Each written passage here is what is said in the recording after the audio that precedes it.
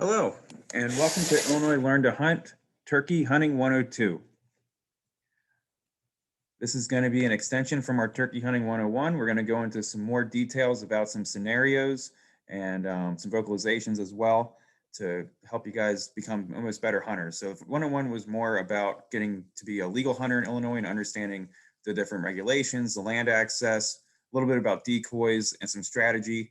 This one, we're going to go more into that strategy aspect of hunting. So some quick reminders before we get started with the webinar. Your microphones and your webcams are disabled, so sit back, relax, and enjoy the presentation as we work through it. If you have any questions, please put that in the Q&A window, and we will either answer them live in the presentation or write an answer to that response in the Q&A window. And you can check that with the answered tab. You can go over and see what the answer was in the Q&A window once that question is answered. We will have time at the end for a question and answering session. So if you have any questions at all, please save them and we'll answer those at the end. We'll have some time. And if you have a chat window, so if you want to talk to each other about anything that we're talking about, you can use that chat window to discuss. We will be sending out an email with a copy of this PowerPoint that we're using today, as well as some informative handouts, a link to a YouTube recording of this presentation, and a survey for our use to see how our presentations are going, see how our webinars are working out, if there's any information that we didn't cover that you want to hear more about in the future. And also a couple of those survey questions are going to be asking about your experience as a hunter in Illinois, and then we can use those answers to help inform the DNR about ways to move forward and hopefully make the experience better for you. So again, the course outline for this, we're going to be starting off by doing a wild turkey ecology review. That is going to be similar to the 101 a little bit. So we're going to be talking about the different seasonal behaviors of the wild turkey and how to use that in your hunting. Then we're going to go through a couple of the common turkey vocalizations and some of the callings that you might do while out turkey hunting. And then we're going to do some scenarios. So talk about hunting the roost, talking about a henned up tom, some mid-morning hunting tips, and then how weather plays into hunting and how to hunt different weather events through the spring, because it can be kind of different depending on the day when you're hunting in the Midwest out here. And then we're going to close out with just some additional tips we sat around thinking about and made a little list there at the end, just some additional tips for some new hunters there. Our presenters today are going to be Dan Stevens. Dan, would you like to say hi real quick? Hello, everybody. Thanks for joining us tonight. Hope you take something away. This is one of my, I would say, probably favorite webinars that we've kind of done and that we do. It really puts into practice a lot of the ecological principles and stuff that we've covered in 101 and that we'll kind of reiterate today at the beginning. But the main focus of this one is, again, on the strategic aspect of things. So we'll go over a few scenarios that we've kind of been presented with when we were out turkey hunting, how we adapted and how we were successful. So it's a real good webinar, and thanks for joining us tonight. Awesome. Also with us, we have Curtis. Curtis, would you like to say hi? Hey, good evening, everybody. Thanks for spending your evening with us. And then I'm Jason Buckley. And to reiterate, thank you guys for joining us here today, and we hope that this is helpful for you. So to start us off, we're going to be starting about turkey ecology.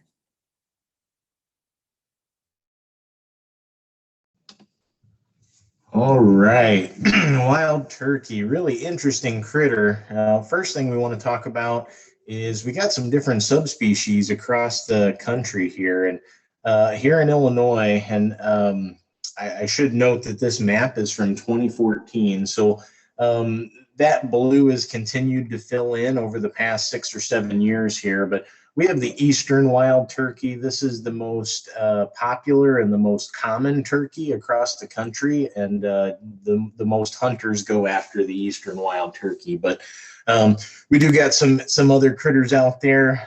Got the Osceola down in Florida. Go out west, you can find the Merriam's turkey. Texas is the hub for the Rio Grande subspecies. And then we got the Gould's turkey that is a high elevation turkey that just gets into Arizona and New Mexico down there, and then Mexico. And then a really cool turkey, the ocellated turkey, which here on the next slide, we actually got a pictures of all these different subspecies to show you what they look like here.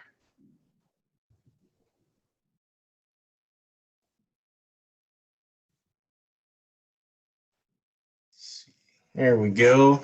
So see the eastern right there in the top middle. Obviously, that's the one we got here. Not a whole lot of difference between the Merriams, the Osceola, the Goulds, the Rio Grande, and the eastern. Really, your main difference is going to be the amount of buffy and how buffy or tan or pale the tips of those tail feathers, the fan, are. So pretty.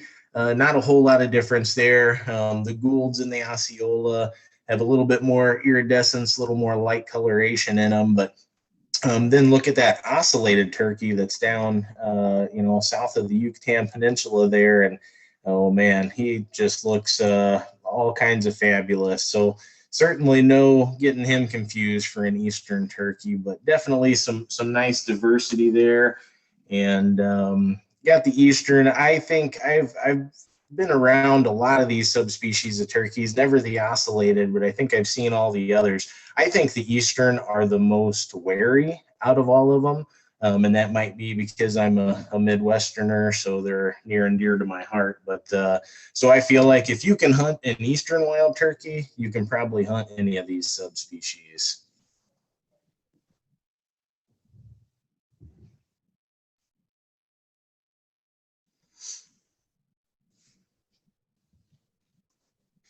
All right, so let's talk about how the turkey changes its behavior seasonally. In the spring and summer, which is right around the corner, although if you look out the window, you will not believe me, but I swear it's coming.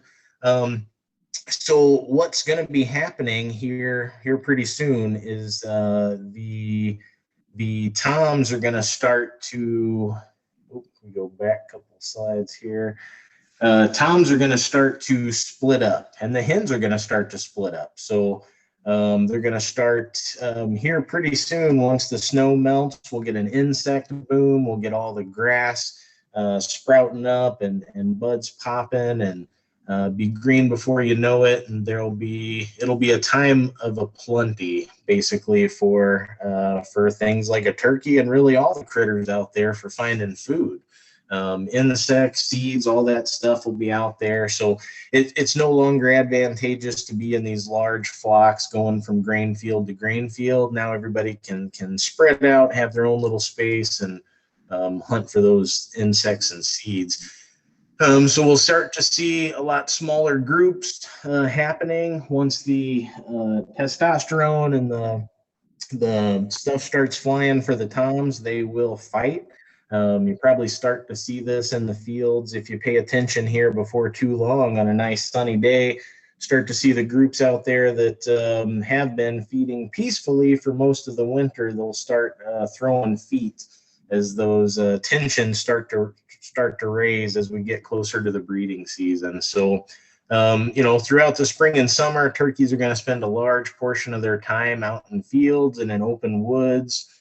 They're looking for those grasses and basically really good places to pick up insects, which is going to be the bulk of their diet over this time. So any place they can find insects is going to be a good place to find them, but they also need to be able to see. They need to have good visibility. So this is where, really thick invasive cover is not good for them because they don't have that opportunity to see predators coming after them. So a nice, in this second picture here, it looks like we got a nice warm season grass mix in that field, which offers the turkeys cover, but it's open enough that they can move through it and they can see approaching danger from both the ground and the air, because there are some avian predators that turkey could look pretty tasty to as well. The next slide is going to be talking about fall and winter, which when you look outside, you'll know we're still here.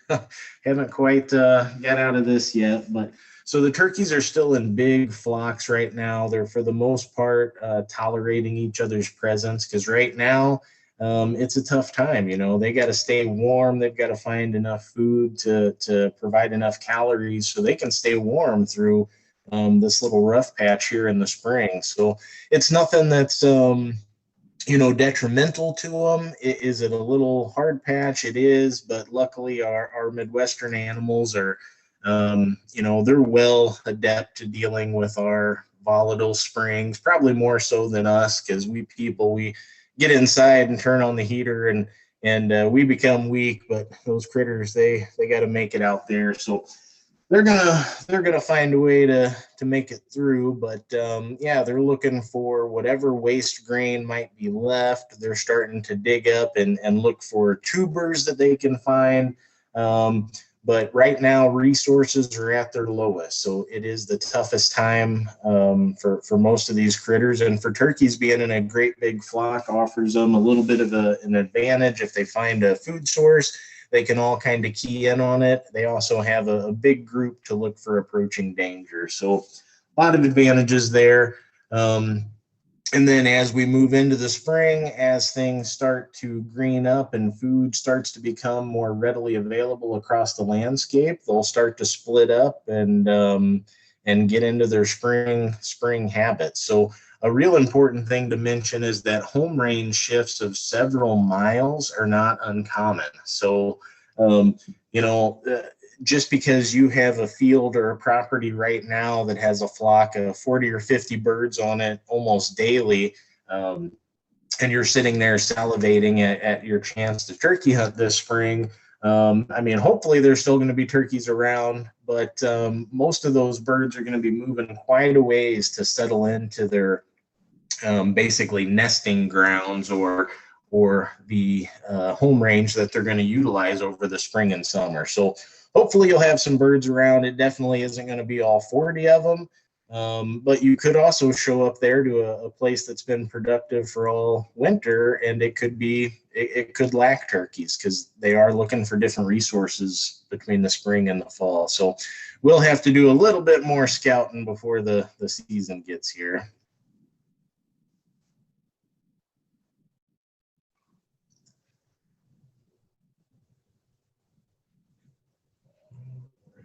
Get this next slide up here.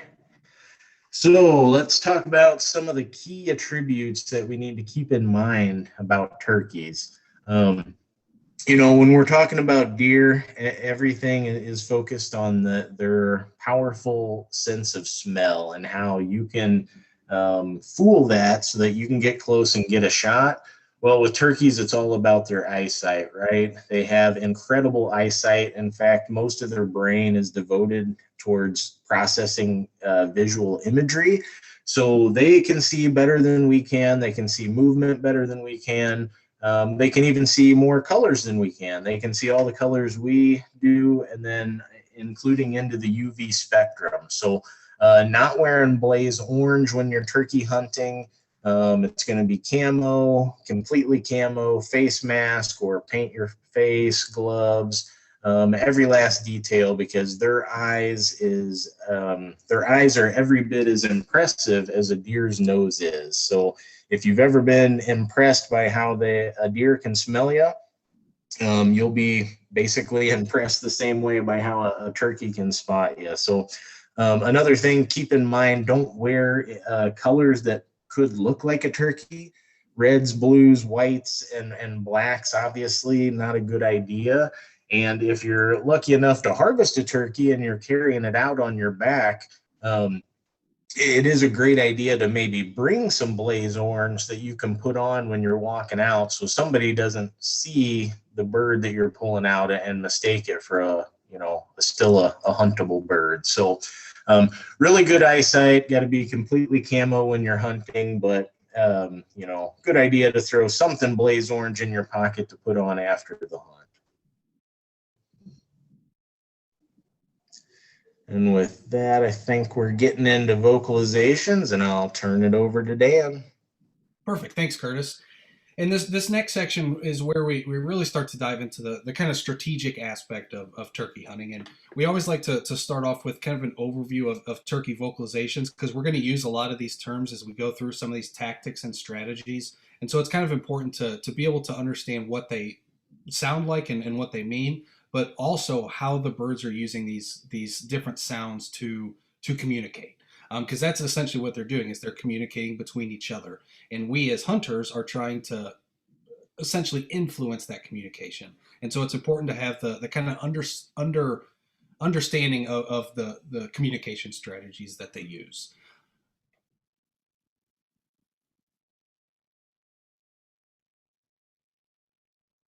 So I will give a quick headphone warning. We will be playing these vocalizations, and some of them are a little bit higher in volume and in pitch.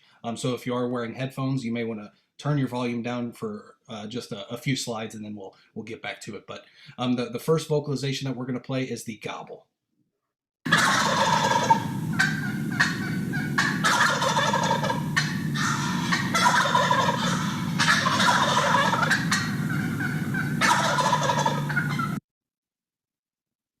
So obviously the gobble is kind of what I like to describe as a loud, rapid gurgling sound. And it's important to note that this is made by male turkeys. So this is either going to be an adult male, which is referred to as a tom, or an immature male, which is going to be your jake. And this vocalization is usually heard in the spring. It's not something you're going to hear in the fall or winter. Occasionally you'll have some younger birds, so your jakes who are just kind of starting to understand that they need to gobble, but they really don't know how to or when to yet. So this time of year, you may hear a little bit of gobbling off in the distance, but usually that's going to be reserved for primarily the spring. I would be cautious about using a gobble vocalization while you're hunting, because again, as spring turkey hunters, there's kind of one vocalization that we're all listening for when we're out in the woods, and that vocalization is the gobble. So very often, if you start to use a gobble call, what you're going to realize is that you're bringing a lot of other hunters to your area, because again, we're all listening for that gobble, and that's what we're all heading towards. And so it's kind of often used as a last resort while you're hunting. Now, the gobble can be an extremely effective call for roosting birds late in the evening. And we'll get into that in a little bit later when we start talking about hunting over a roost and locating a roost. But gobbles can be effective for eliciting a shock gobble response from a roost.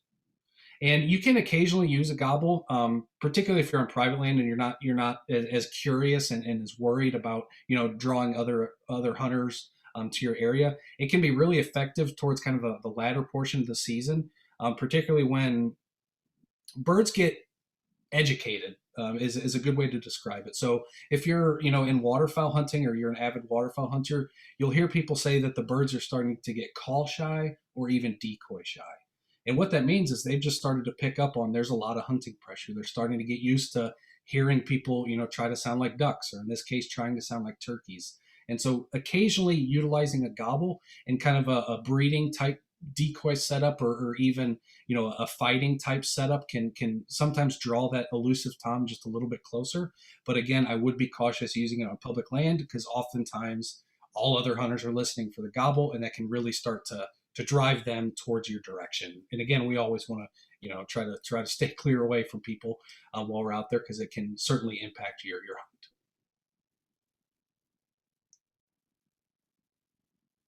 Now, the next call is kind of what I like to describe as the basic turkey vocalization. It's kind of the one that most people utilize when they first start turkey hunting. It's one of my favorite calls to use during the spring, and it's essentially this series of single note vocalizations. And when Jason plays this recording, I want you to pay attention to not necessarily the tone or the kind of pitch of the vocalization, but pay attention to the cadence, so that rhythm of the yelp sequence.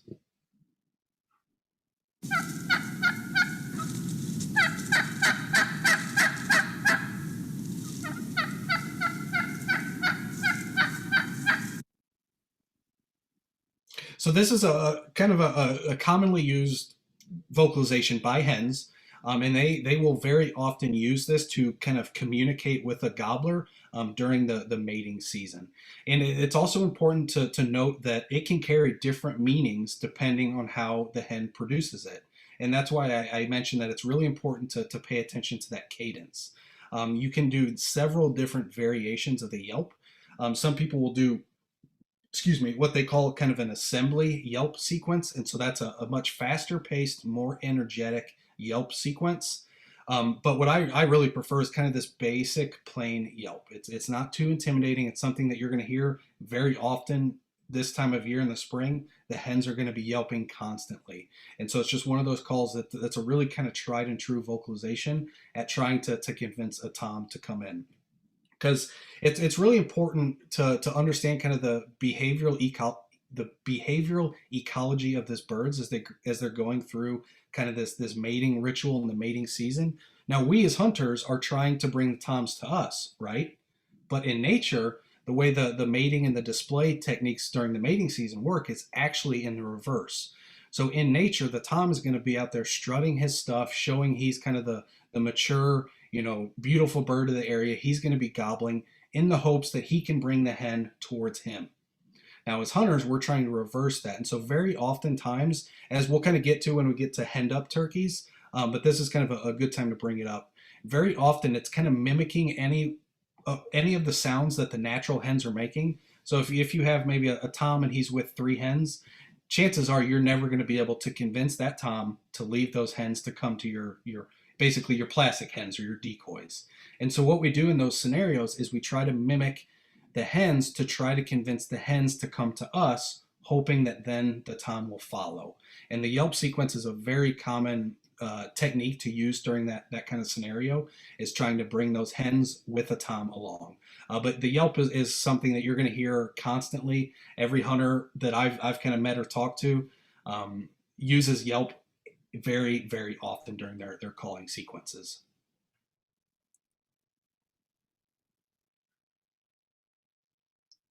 Up next is the cluck.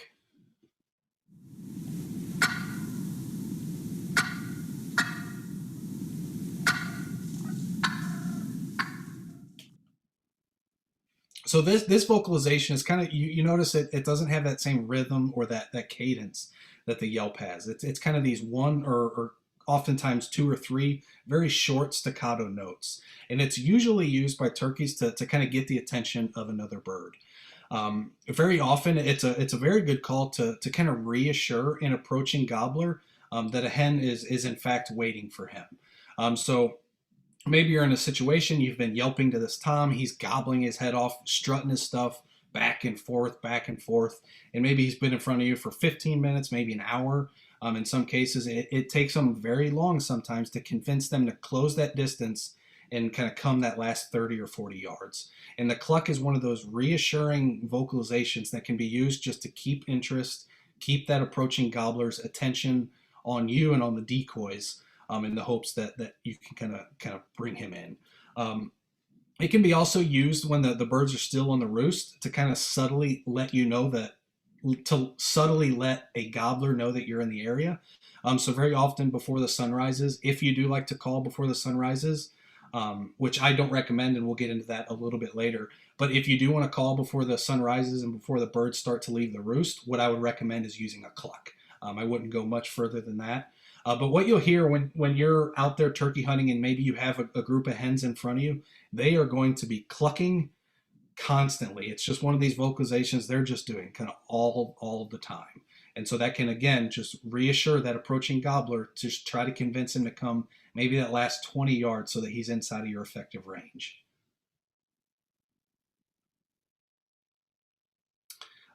Up next is the kiki vocalization. And I will give a few caveats about the kiki call. So the vocalization that we're going to play is called a kiki run. And it's kind of this very high-pitched kind of squealing, but it's basically made by immature turkeys, and it's kind of an I'm lost call.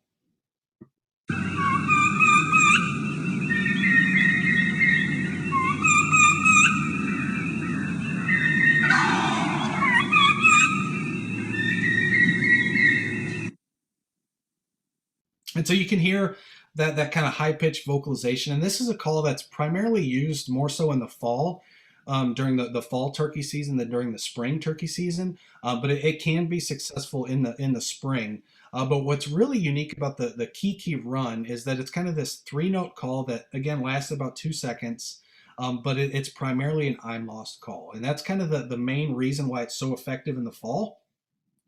As Curtis kind of alluded to earlier during the quick ecology section, he mentioned that in the fall, these hens are just in these massive flocks, sometimes 60 birds strong, sometimes 100. I've seen a few flocks that I would guesstimate were over 100. And the primary strategy for hunting them in the fall, because again, they're not breeding, so they're not responding to these calls and decoy strategies that they will in the spring. So one of the main strategies is to kind of walk through, find one of these flocks, find where they're kind of either roosting or feeding, and going in and trying to disperse that flock so they kind of break up and spread out. Well, what's going to happen is the juvenile birds are going to start doing this kiki run, and they're kind of using that as an assembly call. And so they're going to be kikiing and trying to bring other adult hens back to them and try to regroup that kind of wintering flock. And so it can be a really good strategy used in the fall, but it's again something that's not very often used in the spring. But if you do use it in the spring, it's one of those that I like to say it's a nice supplement to your other calling strategies. Maybe again you have that gobbler and he's just out at 100 yards and you cannot convince him, no matter what you do, to try to get him to come that last 50 or 60 yards. That's when I might try to throw a kiki run, just to try to sound a little bit different than every other turkey caller that he's likely heard in the past few weeks. So in that case, it's worth trying, but it's not something I'm going to use on day 1 or day 2 of a hunt. Maybe towards the latter portion if I haven't been successful at that point.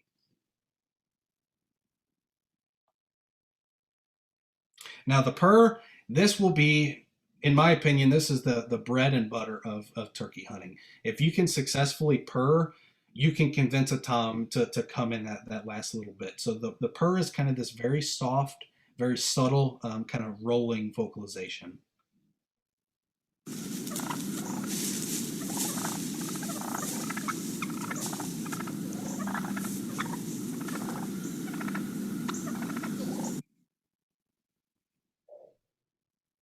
And so you can hear how subtle that call is. Now, this vocalization is not used to try to, find where a gobbler is. You're not trying to kind of reach out to, just the void of the forest and trying to locate a bird.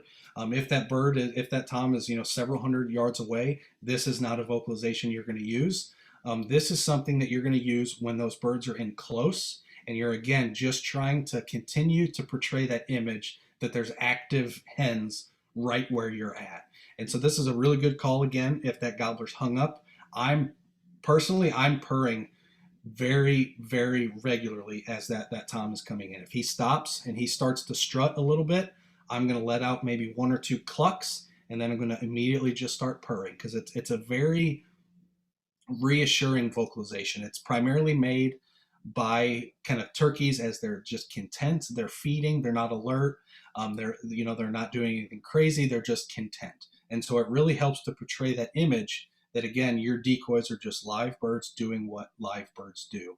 And the closer you get to hens, you'll start to hear how common the purr is. It's one of those things that if you have 5 or 10 hens in front of you, it's almost a constant purr, just how often they're kind of purring as they're just kind of feeding and milling around. So it's a very good call to just continue to reassure that tom as he's kind of approaching your setup.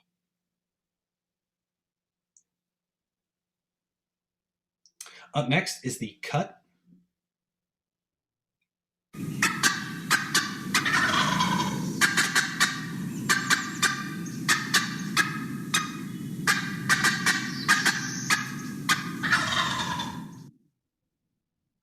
So you can see how quick that gobbler responded to that cut. And that's what I find the cut to be very, very, very good at. It's kind of this loud, fast, kind of erratic single notes. And it works really well if you maybe do 2 or 3 of these cut calls and then transition right into kind of a nice plain yelp sequence and get that 5 to 7 kind of yelp cadence following the cuts. But the cuts are basically a sign that the turkey is excited. It's not an alarm call, so don't think of it like it's an alarmed bird. Just think of it as an excited bird. It's something you'll hear when turkeys are active breeding. They will be kind of cutting and making some of these more erratic and excited vocalizations. But I find the cut to be very effective, again, when a gobbler is henned up. And we have an entire strategy about this a little bit later, but I still think it's important to highlight now. When a tom is henned up, that means he's got an active hen that he's ready to breed with. She's ready to breed with him. It is very, very, very hard to convince that tom to leave. This is where the cut, similar to the cluck, is very good, because that hen, as she's getting ready to breed with that tom, she is going to be cutting. She's going to be excited. She's going to be kind of animated, and she is going to be cutting. And what did I say a few minutes ago? If you are in a scenario where you kind of have that henned up tom, it's a very effective strategy to try to mimic her as close as you can. And so if she's out there cutting, I would immediately, the second I hear her start cutting, I'm going to start cutting, because chances are that might bring her your way. And guess who's going to be following that male bird directly behind.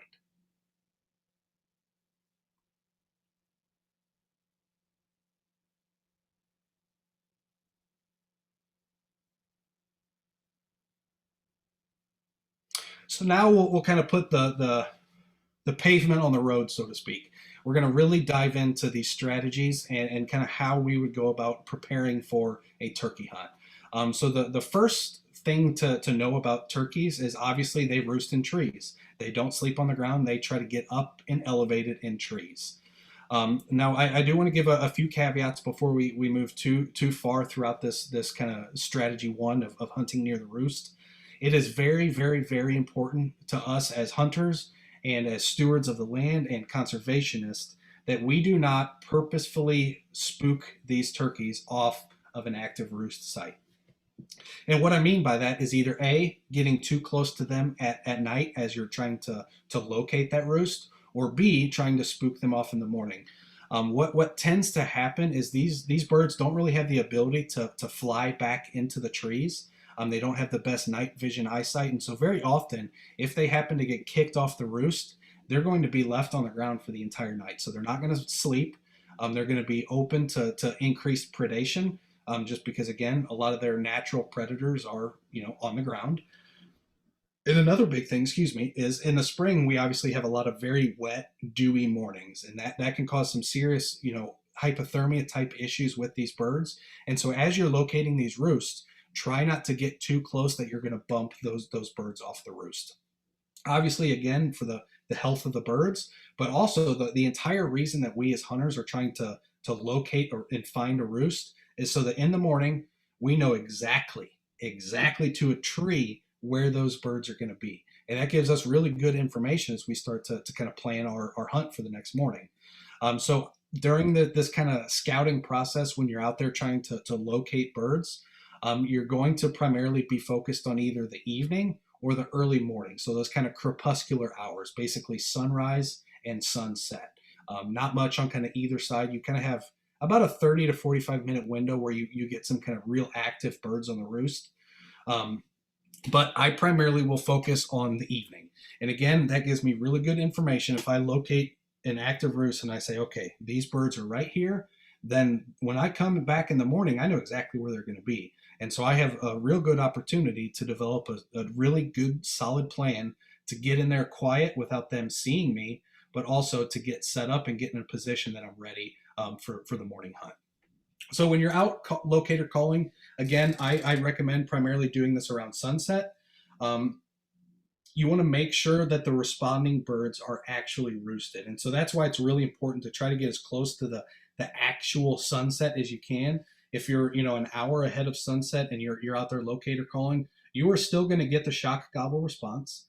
And just to kind of preface, a shock gobble is basically an innate response from a male bird. I like to kind of think of it as if you're, walking through your house and your significant other, your partner, jumps out of the room and scares you, oftentimes we let out kind of an audible gasp, or in some cases scream.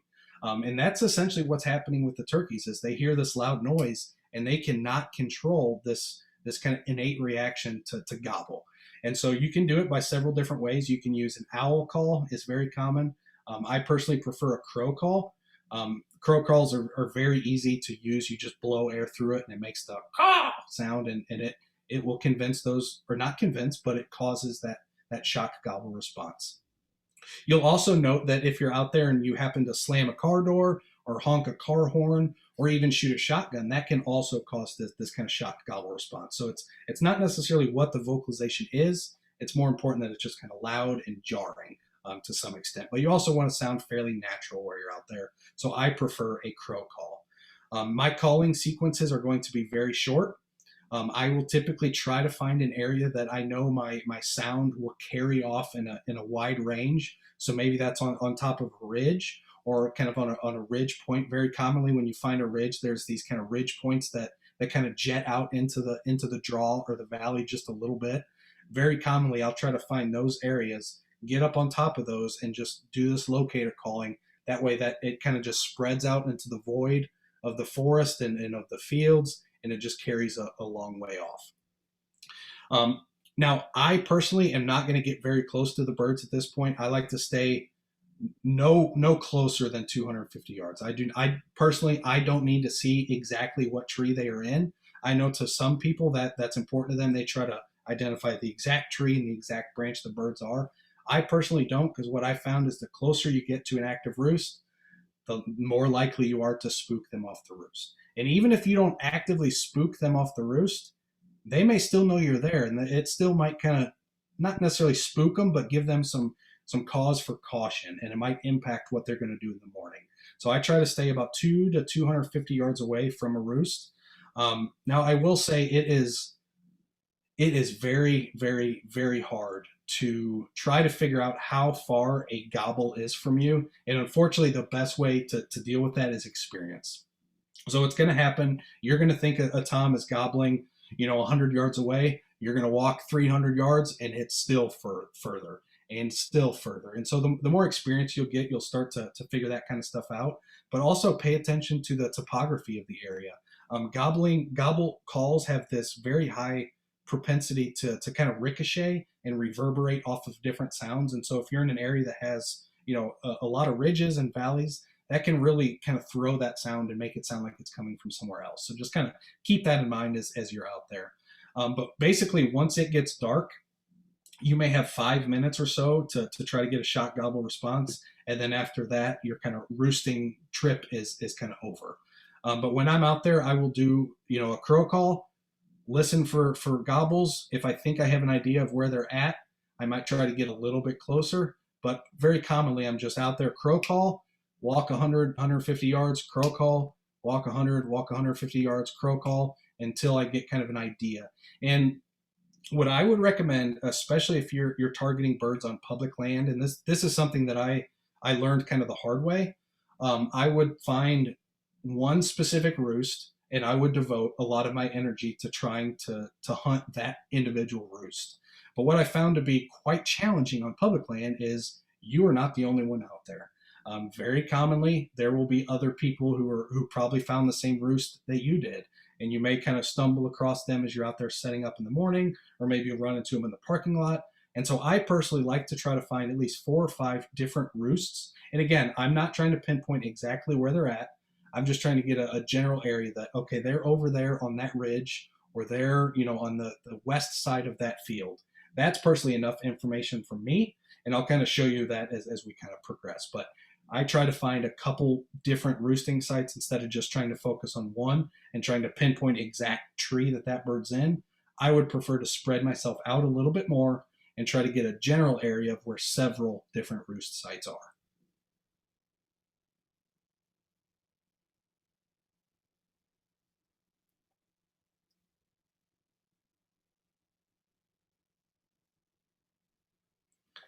And I apologize, we're having a little bit of lag with the PowerPoint here, but we'll kind of talk about trying to plan a hunt. So let's say you located a roost, you found an area where there's an active tom, he gobbled for you, you have a general idea of where he's at. What my next step then is I'm going to go home and look at topographic maps as well as satellite imagery, because I want to try to figure out where that bird is going to go when he leaves the roost. Because obviously he's got 360 degrees of essential freedom that he can go. And you want to try to pinpoint the directionality, or the kind of, the directionality of the travel that he's going to take. So there's a few things to keep in mind. One, if you heard or saw him fly up to the roost, chances are that he is going to use that same path in the morning in reverse. And so that can be a real good strategy, and that's why some people focus so much on trying to identify that exact roost tree, is so that they can try to pinpoint and watch those birds go up, and now you have an idea of where the birds go down. But again, on public land, that can be a little bit more challenging. Now, what I subscribe to is trying to look at the habitat, the topographic features, and the land features that will influence how that bird leaves. So I don't necessarily need to see this specific tom fly up to a tree in this direction. I want to look at a map and try to get a rough idea of where I expect him to go. Because again, I'm focusing on multiple roosts at once, not just on one. And so very commonly, again, there's always outliers to this, and there's always birds that break the rules, but very commonly, if they're roosted on the side of a ridge, and very commonly, I should mention, they're not going to be generally located at the top of the ridge. They don't like to be at the top because that exposes them to a lot of wind. So very commonly, you'll kind of find them, 1 to 2/3 the way on the side of a slope.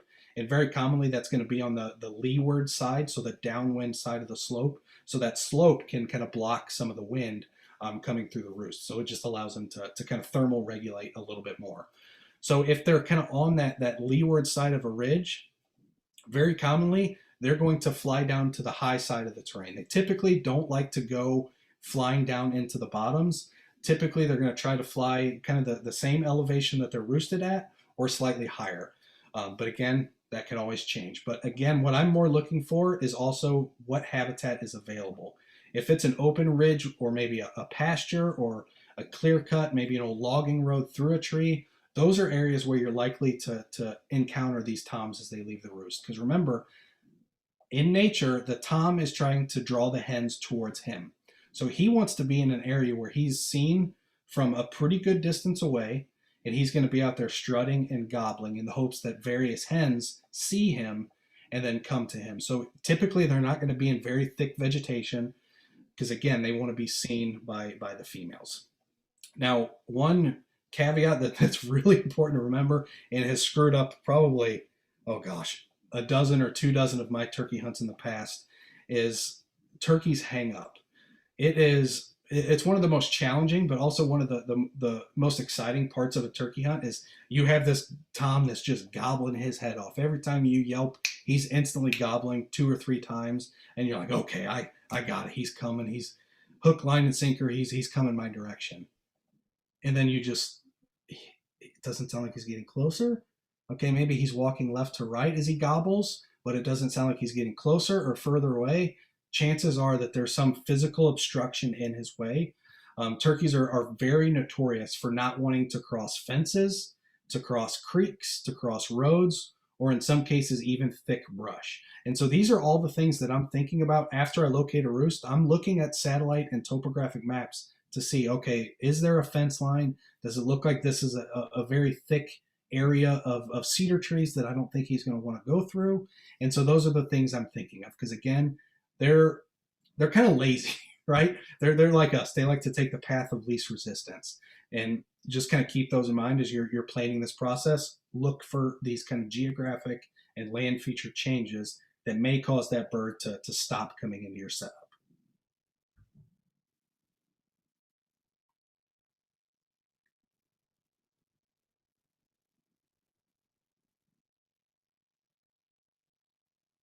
So now that you have an idea of where these birds are roosted, it's time to kind of figure out how you're going to approach hunting this. And again, we have a few satellite maps that we'll go over in a second, but we kind of want to set the stage here. And so again, you can utilize topographic features that the birds aren't going to cross necessarily, but also it can be really advantageous to use it to conceal your approach. Again, in the morning, I typically don't like to get much closer than 150 yards to a roost. The closer you get, the more likely you are to not necessarily spook them off the roost, but maybe let them be aware of your presence. And that can really influence how they're going to go about their day. They might decide to fly off on the other side of the ridge or something like that. So I'm looking at topographic features. Is there, maybe a tree line that's between where I think that roost is and where I need to go? And can I use those topographic features to conceal my approach? Birds will kind of leave the roost as a last resort. So even if you don't spook them off the roost, chances are, if you're not using these topographic features and you're just kind of stumbling around in there, they will be aware of your presence. Because again, they're high up in the roosted trees. They have excellent eyesight, and they're pretty good at pinpointing movement. I also like to use darkness to conceal my approach. I want to be completely set up. I want my decoys set up. I want to be, kind of hunkered down and camouflaged in about 30 minutes before any light begins to appear on the horizon. I know for some people that might be a little early, but I like to kind of err on the side of caution. I will not use flashlights. I may use flashlights as I'm kind of, leaving the parking lot or just kind of walking on the main trail. But once I get within what I think is kind of eyesight or earshot of that bird, I'm not using any flashlights. And if you do use a flashlight, I recommend using a red light. It has a really good tendency to preserve your night vision. And so that's really important. So if you do want to use a flashlight as you're at least walking and approaching where you're going to hunt, I do recommend using a red light. So that way when you turn it off to complete darkness, you still can have a little bit of night vision. And also try to sound like another animal while you're walking. I know, when I first started hunting, my dad, we'd be walking through the woods. I'd step on a twig. Oh, don't step on a twig. Or I'd step, don't do that. Everything was, you have to be so quiet, so quiet, so quiet. But the more I think, in reality, that's not necessarily true, right? Because these turkeys, they're used to hearing deer walk beneath them. They're used to hearing squirrels walk around, rabbits, and all these other, forest and prairie creatures that are out there wandering the property. They're used to hearing sounds in the woods. And so what I like to say is just try to sound like another animal walking through. You obviously don't want metal clanking. You don't want to be talking. But if you're just kind of walking at a slow pace, maybe stop every, 100 yards or so and just sit there for a minute and then maybe continue on your way. It just makes it sound a little bit more natural and isn't as jarring for the birds. Because again, they're used to hearing and seeing movement and these things in the woods. So it's not out of the norm. It's just trying to, as a hunter, it's trying to blend in with that normal. So here's kind of a quick illustration of a turkey hunt I was on 2 years ago at this point. So you can see where I kind of located this active roost. So it was a lone male. It turned out to be an immature Jake who was just kind of hanging out there on the west side of this kind of square field that he's in. I didn't realize it at the time, but there was actually a hen roost in that area. And so that's another thing that we as hunters need to think about. We can obviously pretty easily locate where tom roosts are, but it's very difficult to locate where hen roosts are because they're not going to be gobbling. They're just going to get up on the roost and be silent. And so if you don't see them go up on the roost, you may not know they're there. And so the first morning I hunted this bird, I kind of snuck in there. I walked along the kind of southern edge. You can see where this on the map, it says road 2350 north. That's actually a decommissioned road now. So it's just kind of closed off and it's basically turned back to grass and forest. But there's still a pretty substantial kind of timber line that runs alongside of that road. And so that's what I used to kind of conceal my approach as I was approaching. But as I got closer and I started to set up my decoys, I ended up bumping that hen roost that was there. Now, when toms choose a roost site, very commonly they're choosing that roost site very specifically. And very commonly it's because they know there's a hen roost or an active hen flock nearby. And that's kind of why they choose that location. So typically there are going to be some hens nearby. It's just a matter of, can you avoid them detecting you as well?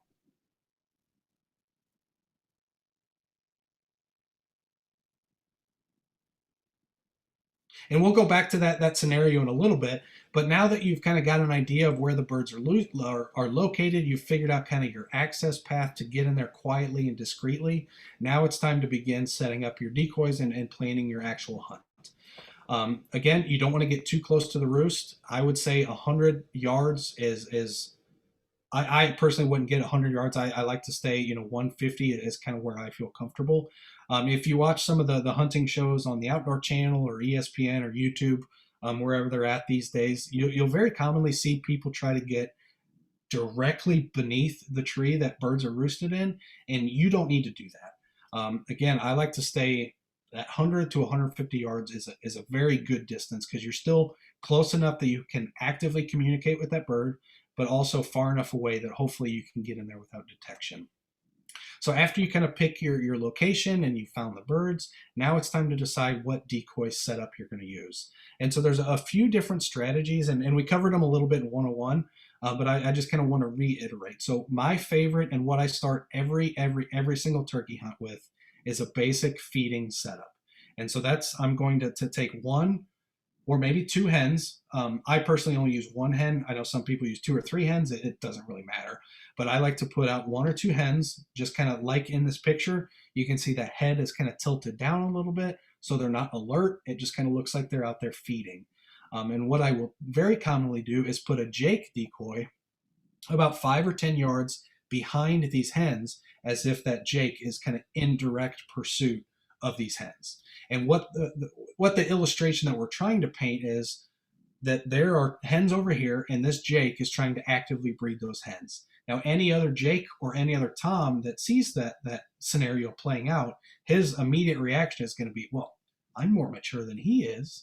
And so he's immediately going to, hopefully, in theory again, hopefully run in and try to, quote unquote, fight that Jake. And now you may notice I mentioned using a Jake decoy, and you may think, well, why not use a Tom decoy? Well, what very commonly happens, and you can kind of work your way through it as well, but if you're a high school student, so like an immature male, you have, chances are, been in fights, or you've been, near other older men who are kind of more tough than you. They've been around longer than you. They're stronger than you. They're more mature than you. And so that's how these birds operate as well. So if you have a big mature Tom decoy and there's a Jake nearby, you are likely not going to pull in that Jake, because he knows that that's a more mature bird than he is, and chances are he's already had run-ins with some mature birds in the area. And so if you want to focus on trying to harvest a mature Tom, and that's kind of your end game, then maybe you'll choose a Tom decoy as your male decoy. But what I like to use is just that Jake, because a Jake, again, another Jake is not going to be too fearful of that. So he will still come in, but Toms will also still come in. So it's kind of that decision that if you're interested in harvesting any legal bird, using a Jake decoy can be very beneficial for that. So I will start every single turkey hunt with kind of this feeding setup. Particularly if you drew a tag maybe in the first, the second, or the third segment, it's really often hard to tell what's going on with the birds at that time. And so I want to just start off slow, start off with something that's not too intimidating, something that occurs on a daily basis out there, and start that way. And if I get to a point where maybe the birds are just gobbling and they're not really coming in, maybe then I'll try to go to a more intimidating setup, a more urgent setup. In that case, it will be a fighting or kind of a breeding setup. So breeding is kind of the most urgent, because that tells a Tom that, hey, this bird is actively being bred, this hen is being actively bred right now. If you want a chance to breed her, you better come in and disrupt this courtship right now. And so that's kind of that play there. But oftentimes that can be a little too intimidating for some parts of the season and for some birds. So I always like to start off slow and just kind of work my way through it. Now, this last bullet is very important, and that our next graphic is going to illustrate this a little bit more, but you always want to position your decoys beyond your location in relation to the roost or to the bird that you're hunting.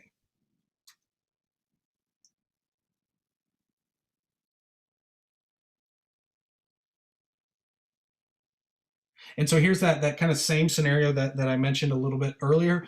This happened to be the second day of the hunt, because obviously the first day I bumped the hens and they all just kind of flew out of everywhere. But now I want to highlight how I set up my decoys, how I chose my spot in relation to the roost. Because obviously you see this roost. Well, why didn't I hop on the east side of this wood line and into those fields that look like they have some kind of mowed strips through them? And if you think back to the kind of roosting conversation we had a few minutes ago, I mentioned that very oftentimes these birds want to fly down at the same elevation they're at.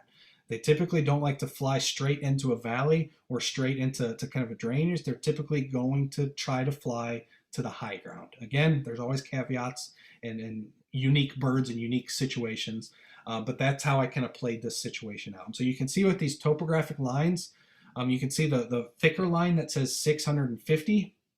That's kind of the high point of this area. And so I had a pretty good idea that bird would leave this roost and fly west. It also helped that I located where those hens were the day before. They were on kind of the westerly side of this field. So chances are that's where he's going to go again.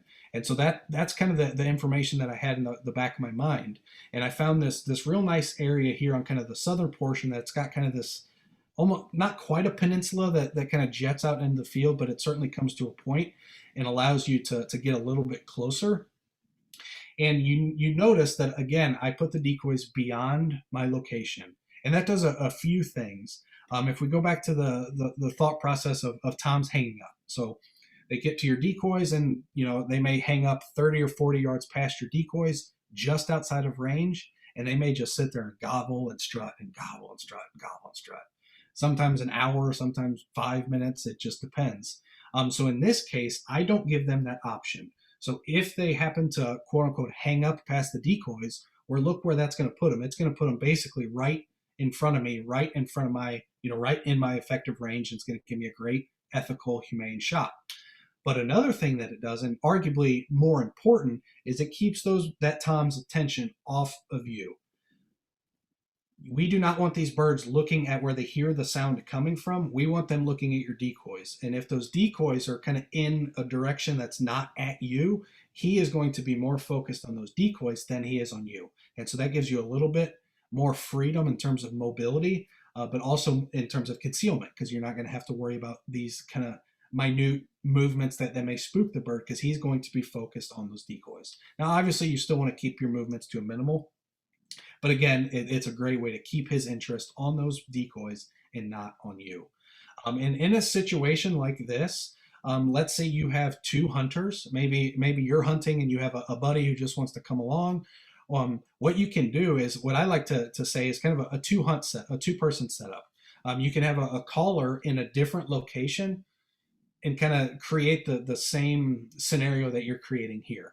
Because again, these birds are very good at pinpointing where sounds are. And so maybe you set up another caller on the opposite side of this entire forest line.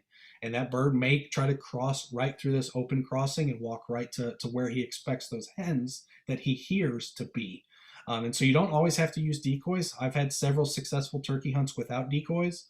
But if I'm not using decoys, I want to position either myself or another caller in a position that bird has to go past the shooter to investigate those sounds. So maybe it's a topographic change and maybe it drops off.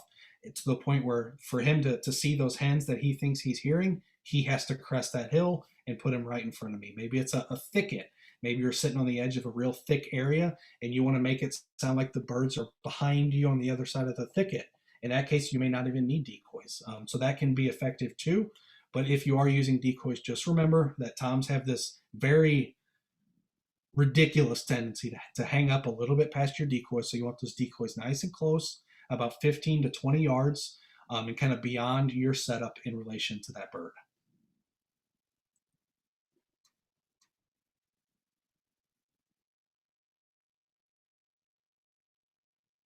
And so as you're hunting near the roost, concealment is the critical theme of success of turkey hunters.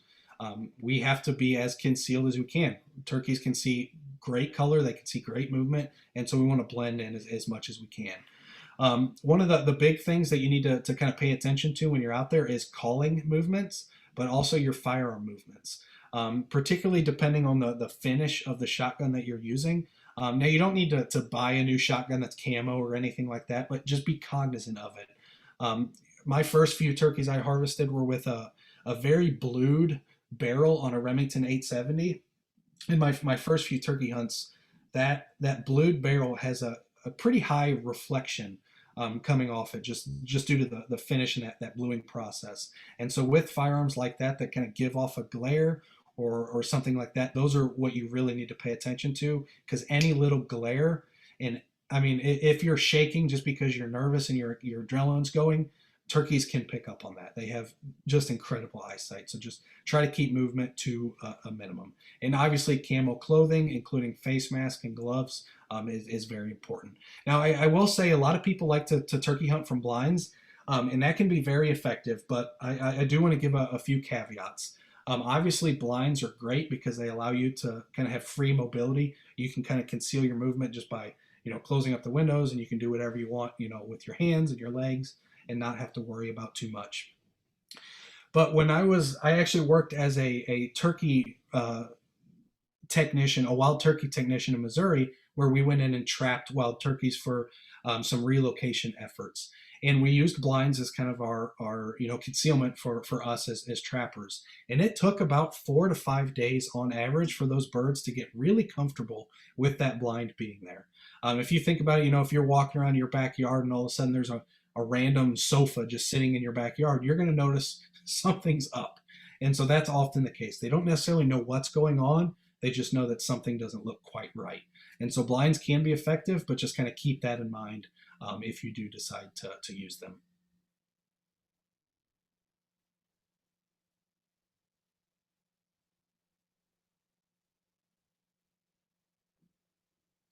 So now we're here. We're set up. We have our decoys set up. We're concealed. Now what? The first step, and I kind of mentioned this earlier, that I personally don't like to start calling very early, is my recommendation is you do not want to be the first turkey in the woods that starts calling. I like to let other birds kind of wake up and start calling before I do, just to, again, excuse me, keep the kind of natural sounds that are out there. Soft calls, if you do want to call while the birds are still in the roost and before you hear birds calling, you can certainly do some soft calling, like some cuts and maybe a few clucks and purrs. But again, those aren't going to carry a far distance away. So if you're not, that close to the roost, you may just be calling into nothing. So I personally, I don't do any of my calling until I hear not only the birds start calling, but also until I hear the birds leave the roost. Because think about it. Remember, turkeys are very good at figuring out where sound is coming from. And if they hear a hen yelping and yelping and yelping that's already on the ground, but they didn't hear it fly off the roost, and so it can just kind of create some of these scenarios that just don't seem quite right to the birds. So I like to let birds come off of the roost before I begin my calling. So that's kind of when you can start your calling sequences, and pay attention to how the birds are reacting to calls.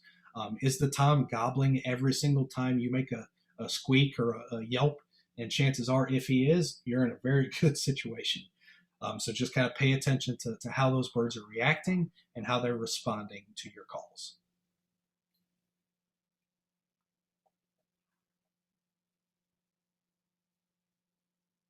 Now, here are some likely outcomes from kind of that first roost sit. And I'll say this before we kind of go through this, but oftentimes, I'll just say, when I first started turkey hunting, I assumed hunting the roost and near a roost was the only way to turkey hunt. And that thought process is shared by a lot of other hunters, but that's not necessarily the case. And it's kind of far from it. The most success I have found is kind of in that mid-morning range. And so if you don't have success during this kind of early roost setup, don't be too discouraged. So obviously there's a few likely outcomes. The likely outcome that often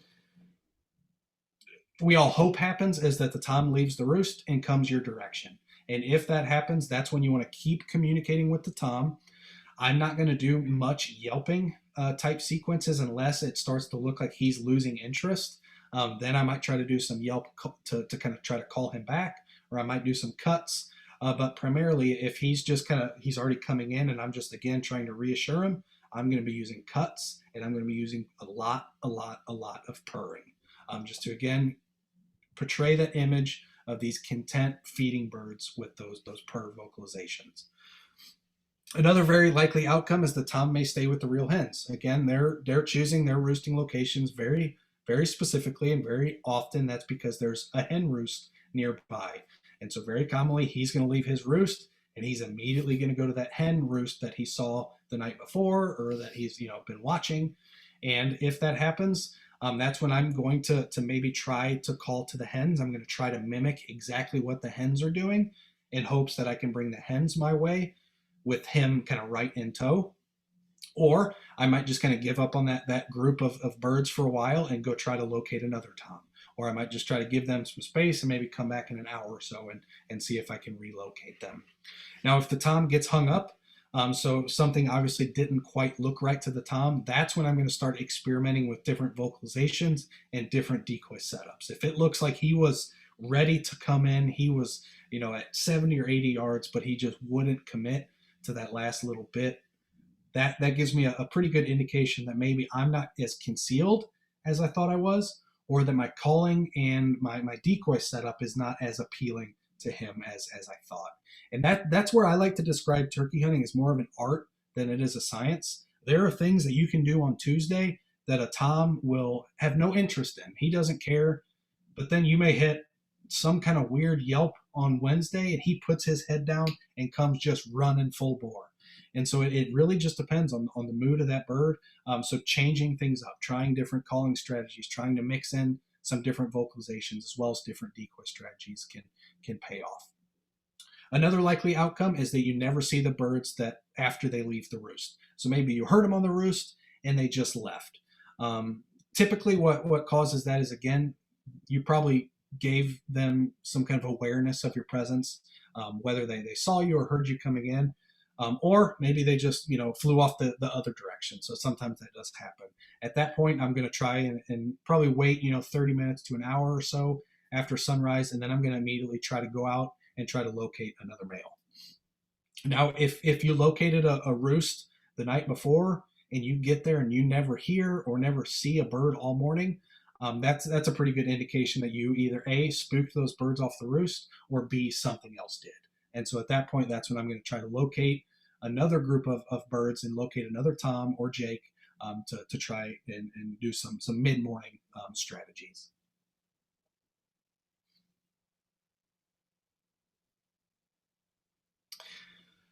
So this is arguably one of the more common things that you're going to see, particularly if you have a tag that's maybe, third through the fifth segments. First and second, you're not seeing too much of this kind of henned up activity, but henned up essentially means that Toms are already with hens. And like I mentioned several times, it's very hard to convince a Tom to leave live birds. So in this case, if you're noticing every Tom you see is with other hens, that's when I'm going to get a little bit more active and a little bit more proactive with my setup. So I'm going to try to sneak in a little bit closer to the roost. So maybe instead of 150 yards, maybe I'm going to push into 100 or 90. Or if the use case allows and I can sneak in even closer using topography or different terrain features, I might try to do that too. But when I start to see every single Tom I see and find is already with hens, that's when I'm going to get much more active and kind of energetic with my setup and my displays and in my callings. So again, you can try to agitate the hens by mimicking them. You can try to mimic her until she gets so fired up that she kind of comes in to investigate. And again, who's going to be right behind her is that male. And so that's one strategy that you can use during this kind of henned up period. So very commonly when you're trying to mimic a hen, she's going to be cutting, she's going to be yelping, she may be doing some purring, and I'm just going to try to mimic every single vocalization that she makes as quickly as I kind of can. And again, theoretically, this should bring that Tom right along behind her in tow.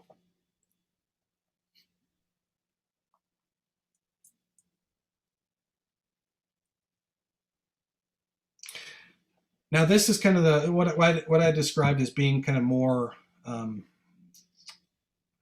I just forgot the word. I had a perfect word, I promise, but a little bit more of an urgent decoy setup. So it's basically, okay, Tom, you're with a hen. Well, guess what? There's another Tom over here breeding this hen right now. If you think this is your territory and kind of you're the mature bird in this area, he is going to want to come over and investigate immediately. And chances are he's going to come in, spurs ready to throw down and ready to try to beat up this other decoy. So that can be another really good strategy, is to try to use a breeding type setup, or maybe even a fighting scenario if you want to try to portray that image with your decoy setup. But stay persistent. Eventually that hen or that Tom is going to finish breeding with that hen, and he's going to, again, at that point, try to search out new hens. So just be patient. If none of these kind of tactics work in a henned up scenario, he's going to, again, finish with that female he's with, and he's going to go on the lookout for others.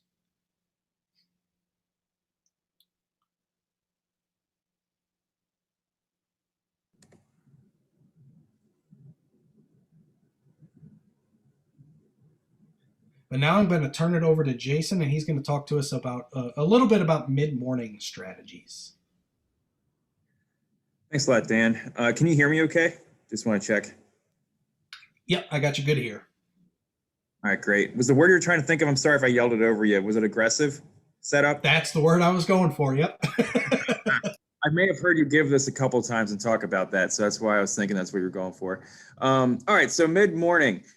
So just like Dan said, when he first started turkey hunting, he realized that mid-morning was actually a pretty sweet spot to be out in the woods. So this is after those toms have gone, they may have gone and mated already, or have lost track of the hens that he was roosted with, and he's now out looking for some other hens to meet up with. So if you haven't heard anything and it's 8:30 to 10 o'clock, that's fine, because they might still be out looking around for you, and you might come across one in the woods there.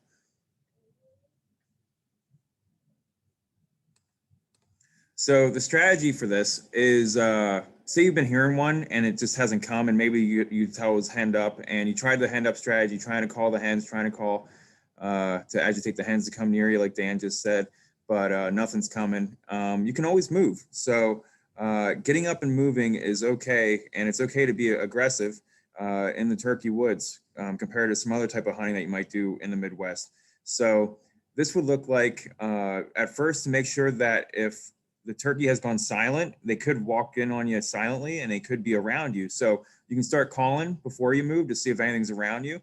And you can do a soft yelp instead of that real loud yelp call that would echo through the valley possibly. You can do a soft yelp, and then maybe a few clucks, and that will see if anything responds near you. If you don't hear anything, it's kind of like a coast is clear. Hopefully you might not spook it. Keep an eye out, look around. If you do move, again, stay in cover, because turkeys can see you. So you'd move 50 yards and then set up again, and then try calling from there. And again, quietly, and then louder. And then you might move again. If at that point you don't hear the bird that you thought you were listening to all morning, you might want to move and try doing some type of locator call, and try to find another turkey at that point. One time that this was useful for us was the first turkey I got with my dad. We started out where, almost similar to this photograph, where we were sitting at the same tree, and he was calling, and I was sitting there with my gun, and then a turkey was kind of held up within 100 yards. It would not come at all, and it's similar to what Dan was describing, that 200 method. So then we moved, and the movement, I think, tricked it. And also my dad set up about 30 yards behind me calling, so that way it had to move its way past us. And that's how I got my first turkey. So kind of using a lot of the same scenarios that we've been talking about here in the same way. So it was mid-morning, we moved. We also did the 200 setup where he had to work his way past me. So if he did get hung up again, I was going to be there to shoot him instead of him not going all the way to my father. All right, Curtis is going to talk about some weather conditions.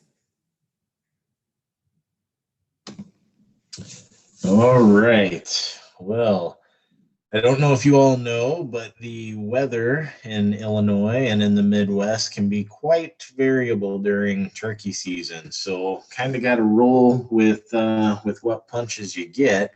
You get a certain tag for a certain time period, and you just have those days to hunt. So, all things considered, if you can have nice, calm, not windy, sunny days, high pressure for your whole hunt, that's great. That's awesome. But of course, it doesn't always work out that way. So we want to be prepared to still potentially go out there and have a shot at a bird, even if the weather conditions aren't optimal.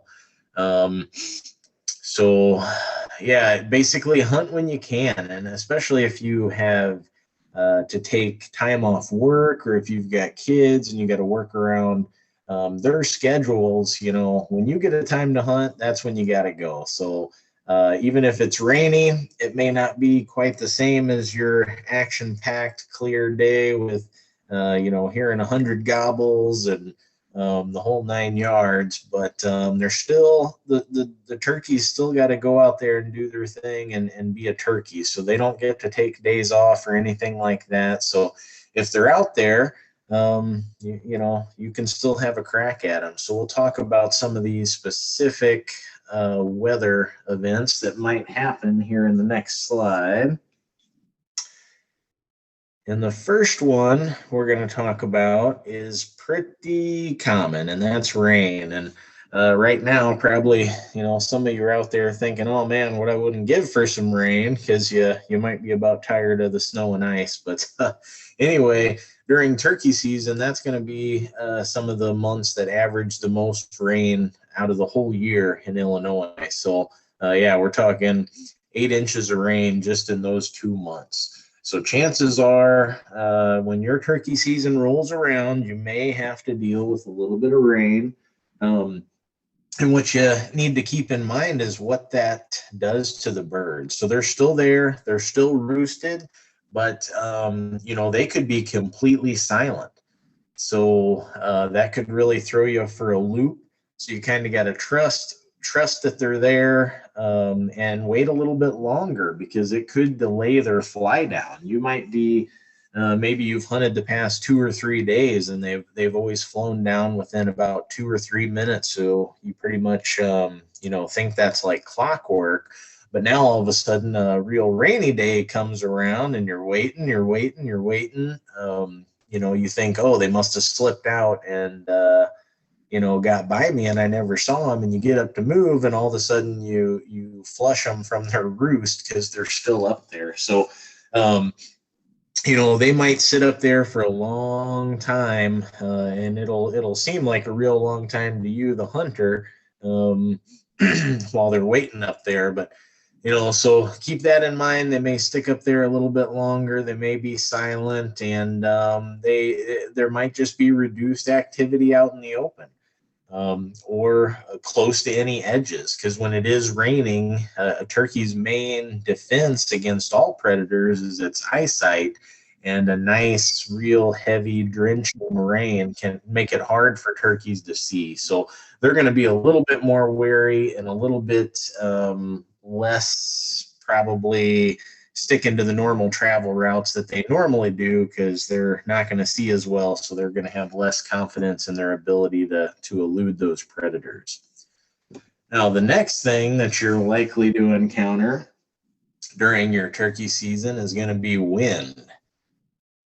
This next slide will pop up here, and wind is going to do a lot of the same things that rain does. So, and again, the springtime, so when the turkey season is rolling around, this is when we do have some of the highest average wind speeds that you're going to see. Illinois is a pretty flat state. We have to deal with wind pretty often.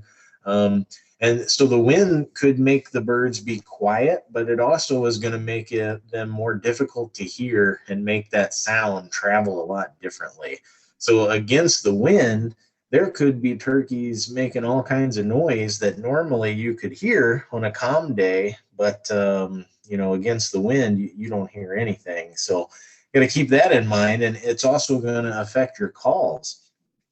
So if you do have some of those higher volume calls, the crystal, real loud glass crystal type slate calls, this would be the time to potentially get out your loudest calls, to try and reach out there and get some sound to the bird's ears, because it's tough to push sound against the wind, that's for sure. And again, just like the rain, the initial fly down could be delayed. So they usually don't sit up there quite as long in the wind as they do the rain, but it definitely could stick them up there a few more minutes. So now when it comes to thunder and lightning, if there's active lightning in the area, that's a good clue not to hunt.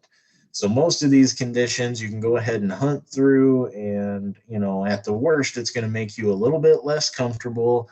And that's it. But of course, lightning is something we don't want to mess around with. It's not, I don't want to blow it out of proportion and make it. About 10 people get struck in Illinois per year, and about a quarter of those are fatal. So just to put that kind of in perspective, is it as dangerous as riding in a car? No, certainly not. Not nearly as many people are getting affected by that, but at the same time, I don't think any of us want to be struck by lightning. So active lightning in the area is the one kind of weather thing that when it happens, I'm just like, okay, well, I guess it's not a hunting day today. So, but if you do get one of those days, you get a little rainstorm, you hear some far off thunder. The thunder can actually make them shock gobble, which can be a pretty cool experience. And as long as you are hunting in a place where you can get to cover if it does start lightning, being out there in the morning in the spring with a storm rolling in, getting closer and closer, and every time the thunder lets out, 2 or 3 gobblers are just gobbling in succession, and it's the kind of spring memory that you'll keep with you for all your days, that's for sure. Now the next slide here is going to be some weather that you're not going to want to see right now because everybody's probably sick of it, but snow and ice. We're not likely to see this during turkey season, so believe it or not, and I hate to even say it right now, but it's almost like a unique hunting opportunity that we would be excited about. So right now, probably not too many people excited about it because you might be a little bit over shoveling snow and dealing with travel issues and all that stuff. I know I am, but for spring turkey season, it's a rare occurrence. I've never got the chance to spring turkey hunt in the snow, so if I did get the opportunity, I would sure be out there giving it my best. And some things to keep in mind, it could make the turkeys revert a little bit back to their fall winter strategy. They're probably not going to group up in a big flock, but they may have to hit some different areas, look for some waste grain, or if there's some persistent milo or some food that they can access, they may switch to try to take advantage of that food source. Their activity could just be reduced as well, and ice especially can be tough on birds. So turkeys are big enough they can generally scratch through ice, but a real hard covering of ice is much worse than snow because it kind of limits their access to any food that's on the ground, which is a decent amount of the food that turkeys eat during the winter. So certainly tough things for them to deal with. Interesting thing, if you ever get the chance to deal with it, one kind of cool thing about it, and you can see it kind of in this picture, is it gives you the chance to track turkeys, which I think would be pretty cool. Like Dan was talking about earlier, you hear the turkey gobbling, everything's going good, you think it's going to be a great morning, and then just silence and nothing. And you wonder, what in the world happened? Having the snow out there gives you the unique ability to go down and find their tracks and actually put together the story of what happened. So that would be pretty cool and a great opportunity to learn more about turkeys as well. So you probably won't see it, and I hate to say you'd be excited for the snow, but there are some benefits. I know it's hard to think about them right now, but they're there. So just overall, basically, you need to be very mobile when you're turkey hunting, and that means able to move your location and change to the birds that you're hunting. That also means to change with the weather. And in poor weather, if calling's not going to work, like we talked about in the rain and the wind, they may not be very vocal and they may not be able to hear your calls as much. You can switch to a much more passive hunting style and think about it almost like when you're deer hunting. Or hopefully or have an idea where the birds are trying to roost. Maybe you've got an idea of the fields they like to display in, or some of the fields they like to feed in. So just try to position yourself in a good ambush location between the two and wait. And that can certainly work for turkeys as well. Decoys are something that can be a real help, especially in the wind, because if the call's not reaching their ears, they can still see, and the wind actually can make your decoy move around a little bit and make it look more like a live bird rather than a static decoy. So that can be pretty good. And then another thing to remember, the wind and the rain both can help disguise the noise that you make. So, and this is big, whether it's walking in on the bird. If you're walking in on dry leaves, I mean, yeah, you can sound like an animal and hopefully not spook the birds. But man, once you get all those leaves doused down really wet, now you've got a much more quiet path to walk through the woods. So that can certainly be helpful. And then just be prepared. Make sure you've got the gear to be able to stay out there, because you can still hunt all the way until 1 if your site allows it. And, the turkeys aren't going to be, generally, they're going to still be doing all their turkey stuff, even in the adverse weather. So if that's the time you have to hunt, spend it in the woods, and who knows, you might make a memory. I guarantee you're not going to fill the tag sitting on your couch, and you're probably not going to make any memories either. So might as well get out there as long as the lightning isn't striking, and give her a shot, huh? So with that, I believe I'm turning it over to Dan for some oh, nope, I got one more here. My bad. So some gear that you're going to want to have available for you. Obviously, rain gear, the boots and the gloves to keep you warm. A hat with a brim, because just like I talked about how the rain can mess with the turkey's vision and affect them seeing, it can do the same for us. So it's nice to have something to channel that water away from your eyes. This is a real good time to bring out your decoys and, try to rely on them to provide some enticement for the bird if the call's not going to work. There are some weather resistant calls, so this is the time to reach for your loud stuff if it gets real windy. Remember to throw some towels, and more than one, in your bag if you know it may rain, because your first towel is going to be wet real quick. So then you switch to your second, and as much space basically as you have in your pack, fill it with dry towels, and you'll probably use them all, whether it's drying your friction call or drying your face or whatever it might be. And then, of course, definitely when you get back after a wet hunt, that's the clue to clean your gun really good and take it all apart. Not down to every last screw, but at least take it basically apart and give it a real good cleaning and oil it up so that you don't get any rust issues or any mud that's going to affect the functionality of your gun. And that's a good little tie-in. Once we get here to the end, we'll be talking about a webinar we've got coming up where we're going to focus all on the shotgun. It's going to be everything shotgun. So that's going to be a fun one we hope you can join us for. But now with that, I'm going to turn it over to Dan for some other tips to hopefully help you put that big long beard on the ground this spring.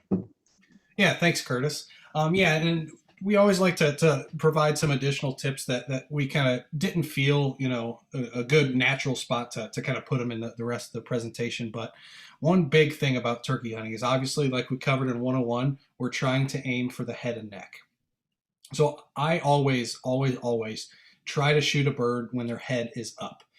So you don't want to shoot a Tom or Jake when it's out there strutting, because a lot of times when they're strutting, they're going to kind of constrict their neck a little bit, and it's going to pull their head and neck a little bit further down. And if you know about kind of the way a shotgun patterns is, typically the majority of the pattern is going to go above where you're aiming, and then about 40% is going to go below it. And so if you have kind of this real tight spot where it's kind of pulled its neck in tight, it just reduces your overall chances of getting a nice ethical shot. And so very commonly when a bird is maybe strutting in front of you and it's in range, it's time for you to take a shot, that's when I will very often already have kind of a diaphragm mouth call in my mouth, and just kind of do a quick cut or a quick cluck. And that's going to instantly cause that Tom or that Jake to kind of stick his head up and go, what was that? And then boom, that's the perfect time to take that ethical shot. Another thing is, don't overcall in general. There will be instances where more calling is effective, but there's also times where being silent is key. And that's one of those things that will come with experience and as you watch how these birds react to different calls. But you don't always have to call. Sometimes being silent is good.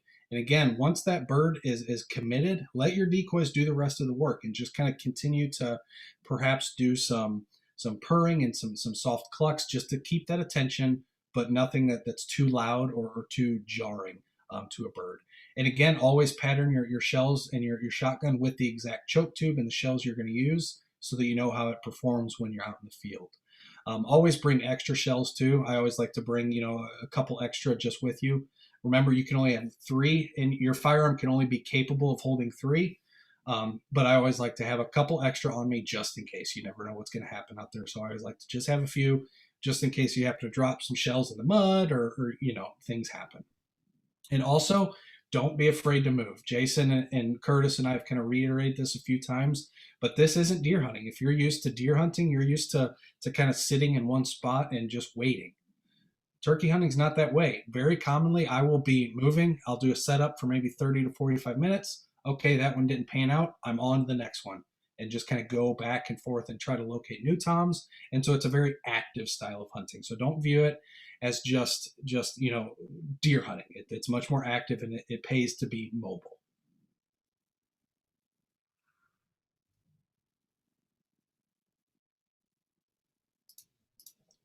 And also, don't be afraid to hunt without decoys. I kind of mentioned that in my hunting near the Roost scenario, but there's a lot of people.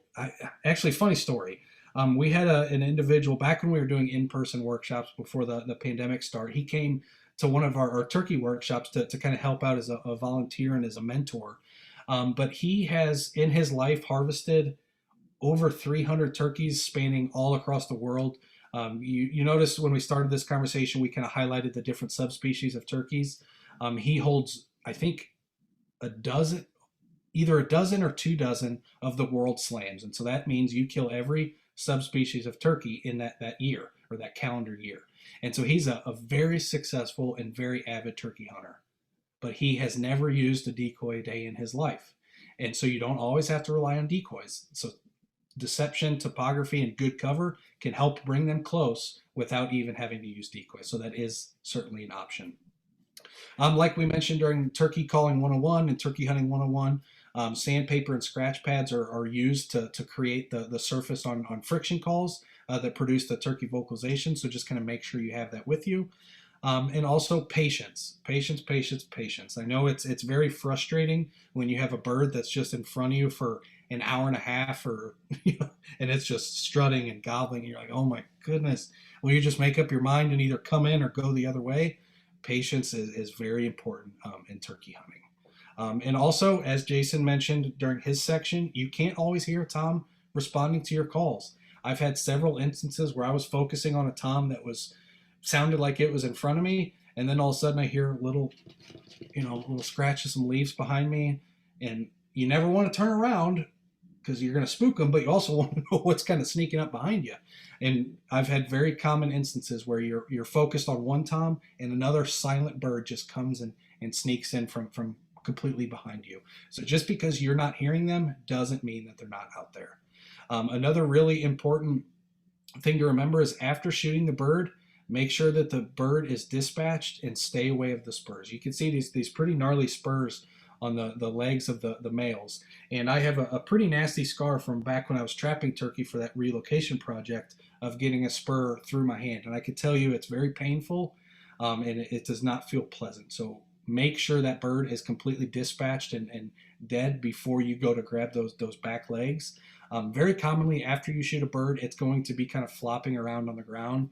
And very commonly that's just those natural muscle contractions that are occurring. Very commonly that bird is already deceased. You just kind of need to let the energy essentially leave the body.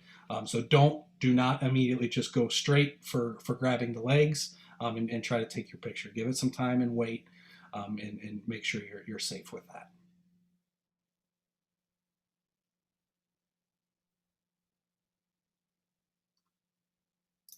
So to kind of wrap up, one thing we really want to highlight again is you can continue trying to locate toms throughout the day.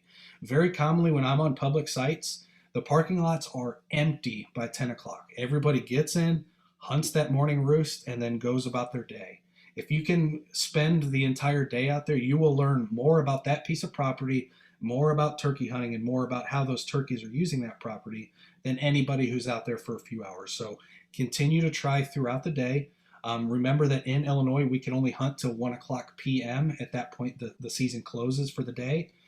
In other states, they do have a full day season, but in Illinois we do not. Now, we are not the only state. I should clarify that we are far from the only state that closes down at 1 o'clock or around noon. Now, some state sites do close a little bit earlier. Some may close at noon, but the statewide season closes at 1 o'clock.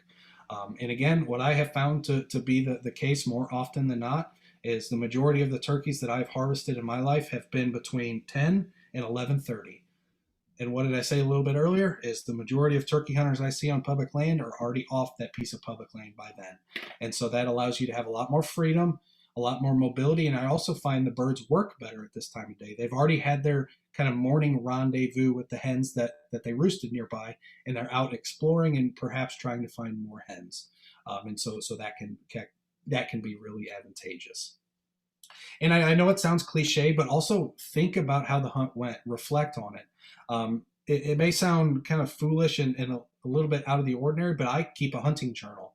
I keep it in my hunting pack, and at the end of every hunt, whether it's a deer hunt, a pheasant, a squirrel, a turkey, I will write a few notes about where I was hunting, what happened, what I learned from the experience, what I can try differently next time. And I promise you, if you take the time to reflect on how that hunt went and how you could have put yourself in a better situation or a better scenario, you will come out in the end a better turkey hunter. And also continue to locate roosts for tomorrow. Maybe your first day wasn't successful. You stopped hunting at 1 o'clock.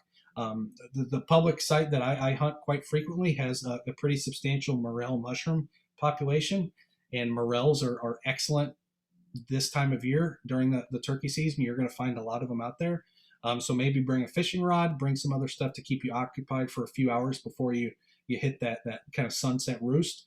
But again, just keep reflecting and keep learning, and I promise you'll eventually put all the pieces together. And that kind of leads us into the next slide, gaining experience. The more you turkey hunt, the less equipment you're going to start to realize you need, and the more successful you're going to be. And obviously for all of us, we will define success, internally in ourselves. I personally don't view a hunt as successful just because I harvested a bird. I enjoy the process. I enjoy, being outside. So for me, it's not necessarily about putting my tag on a bird. Obviously that's the reason we're out there, and that's important. But that's not how I define a successful hunt. So just try to keep it simple, keep gaining experience, and eventually it will start to kind of work out for you. But one thing I always like to kind of end these webinars on with is the concept of developing a kind of a network of support among hunters. And one of the big organizations that kind of relies on turkey hunting and spends a lot of time and resources on turkey hunting is the National Wild Turkey Federation. So their kind of motto is save the habitat, save the hunt. So it's a great opportunity to meet like-minded conservation supporters and fellow hunters. They have a lot of local chapters across the state. So typically you can find a local chapter near your area. Get connected with those individuals. Again, very often they're going to be like-minded, conservation-minded people who very regularly have hunted Illinois for 40 to 50 years, and they are a wealth of information. And just being ingrained in that culture and that community can be really beneficial. So I do recommend looking into the National Wild Turkey Federation and becoming a member if turkey hunting is something you're truly passionate about. They do a lot of good work at restoring habitat. They do a lot of outreach events. They do a lot of mentored hunts. And it's a great organization to be a part of. So we did want to highlight a few of the big events that NWTF has going on right now.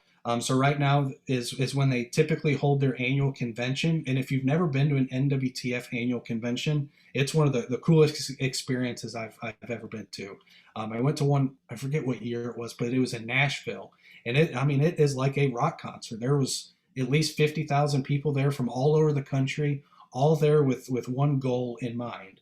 And that was to support conservation, to support hunting as a wildlife management tool, and to support turkey populations and turkey habitat. And it's just a great way to, again, meet people. So they are doing it virtually this year. And you can see it's going on right now. So if that's something you're interested in being a part of, they do a lot of raffles and giveaways and auctions and different things like that, as well as a lot of really high quality seminars and speakers. I recommend checking that out as well. And we reached out to some of our colleagues at the NWTF, and they asked us to share this with you as well. So this is just some things, other things that they have going on right now. So again, if you're interested in learning more about turkey hunting, check them out, because they are, again, a great organization that does a lot of really good work for turkey hunting. And if you missed out on Turkey 101, I will kind of reiterate that in the early 1900s, there was not a single turkey in Illinois. And now we have a population that's well over 100,000. And that's due to efforts like the National Wild Turkey Federation, some of these other organizations, as well as DNR and U.S. Fish and Wildlife, to have this collective effort to restore and maintain this population at a healthy level. So that's my pitch for NWTF. But with that, I'll turn it over to Jason, and he will take us home. Thanks a lot, Dan.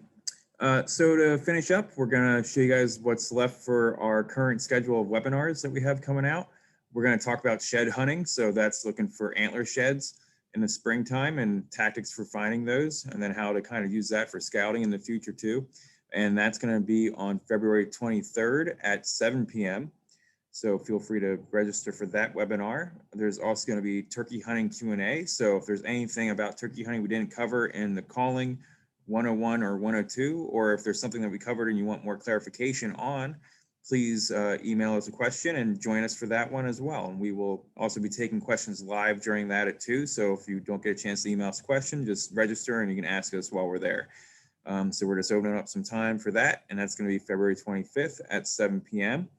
Then, as Curtis mentioned before in the weather section, we're going to go over everything shotgun related for hunters in Illinois. So join us for that. That's going to be March 2nd at 7 p.m. And then as March approaches, we'll get together and talk about what webinars we want to put together or reuse here in March, and to stay posted. And you can do that best by following us on social media at Facebook. A lot of our webinars and stuff will be posted on there, but the schedule will also be posted on Instagram. If you're not using Facebook very much anymore, follow us on Instagram, and you'll see some updates through there. And again, we have our YouTube channel where this video will be available along with other videos that we're producing currently. So subscribe to that to get up-to-date videos as they come out. So all of our video content that we're trying to make. Doing a lot of things virtually this year. So we've grown in a lot of ways this year through the coronavirus and things like that. So we're trying to expand and provide as much information for you all as we can. And I do want to give one quick plug about our YouTube channel. We have a very good video coming out tomorrow. So if you're interested in waterfowl research or waterfowl ecology or waterfowl hunting, we've hooked up with some really good researchers at the university where we're based out of to do some really deep dive into some of the research they're doing on waterfowl and kind of how that impacts us as hunters. And so we have a really good video coming out tomorrow diving into the banding process, what waterfowl banding is, how it's done, how it's used, how they capture birds, how they handle birds, and then how that data is kind of extrapolated from the different agencies to develop regulations and bag limits and things like that. So be on the lookout for that tomorrow. It's going to be a great video. Thanks, Dan. And just to kind of show our cards a little bit when it comes to the YouTube channel, we're realizing that we have such a resource here at the University of Illinois and all these different research efforts going on that overlap with the hunting culture and hunting interests. So we're going to be highlighting a lot of that research that you might not be aware of. So if you're just interested in general science and conservation, another subscription reason to look at our YouTube channel, things that we're going to be hopefully producing here in the coming months.